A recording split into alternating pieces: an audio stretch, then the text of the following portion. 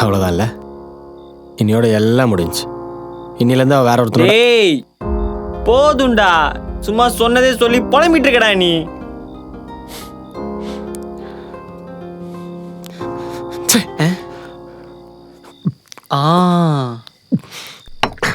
இதே மாதிரி அவளையும் தூக்கி போட்டு போய் வேலையை பார்.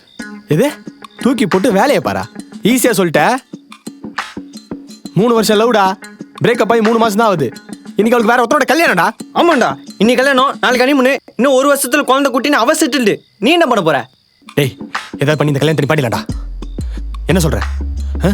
இங்க நடக்குது உன் எக்ஸ் கல்யாணம் மட்டும் இல்ல, நம்ம கூட பச்ச பொண்ணோடுது. நம்ம ஃப்ரெண்ட்ஸ் எல்லாம் வந்திருக்காங்க, அவங்க கிட்ட என்ன சொல்றது? ஆனா யாருக்கும் தெரியாம லவ் பண்ணி பிரேக்கப் பண்ணிட்டீங்க. அடிச்ச போது இறக்கிடுவான் போல. அவ தெளிவாக தான் இருந்திருக்கா. நான் தான் அவளை நம்பி ஜோக்கரா நின்று இருக்கேன். ஸ்ரீ, என்னாச்சு? ஒன்றும் இல்லை கீர்த்தி, சும்மா பேசினேன். நீ இப்போ வந்துடுறோம். ஏதாவது ப்ராப்ளமா? அப்படிலாம் ஒன்றும் இல்லை, நீ போய் என் வந்துடுறோம். ஏன் 2 பேரும் ஒரு மாதிரி இருக்கீங்க?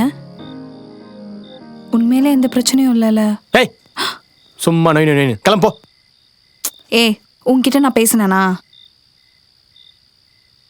டேய் போ சொல்றா. விஷயம் என்னன்னே தெரியாம சும்மா வந்து பேசிட்டு ஆளு மூஞ்சியும். ஏய், என்னடா ஓவரா பேசுற? நான் இங்கே தான் நிற்பேன். கீழே எல்லாரும் பார்ட்டியில் இருக்கும்போது நீங்கள் 2 பேரும் மட்டும் என்ன இங்கே பண்ணிட்டு இருக்கீங்க? கீர்த்தி அது டேய் டேய் ஸ்ரீ, நீ சொல்றா, என்னாச்சு? ஏன் அவன் அப்படி இருக்கான்? கல்யாணம் பொண்ணு ஐஷு இருக்கால, ஆமா, அவளும் இவனும் 3 வருஷமா லவ் பண்ணாங்க. லவ்வா? ஏய், இப்போ பிரேக்கப் பண்ணிட்டாங்க. அவள் எல்லாத்தையும் மறந்து கல்யாணம் பண்ணிட்டு இருக்கா. இவன் அதை நினச்சி ஃபீல் பண்ணிட்டு இருக்கான். அவ்வளோதான். காலேஜில் இவங்க 2 பேரும் எலியும் புனையமா தானே இருப்பாங்க. அப்புறம் எப்படி லவ் பண்ணாங்க? இதை நம்ம ஃப்ரெண்ட்ஸ் யார்கிட்டையும் சொல்லிடாத. சொன்னாலும் யாரும் நம்ப மாட்டாங்க. அதுவும் இவன் ஒரு பொண்ணை லவ் பண்ணுறேன்னு சொன்னா எவனும் நம்ப மாட்டான்.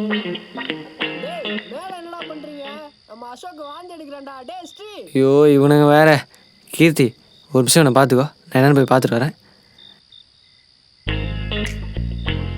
என்ன நவீன், ஃபீல் பண்ணுறியா? இல்லை, ஜாலியாக இருக்கேன்.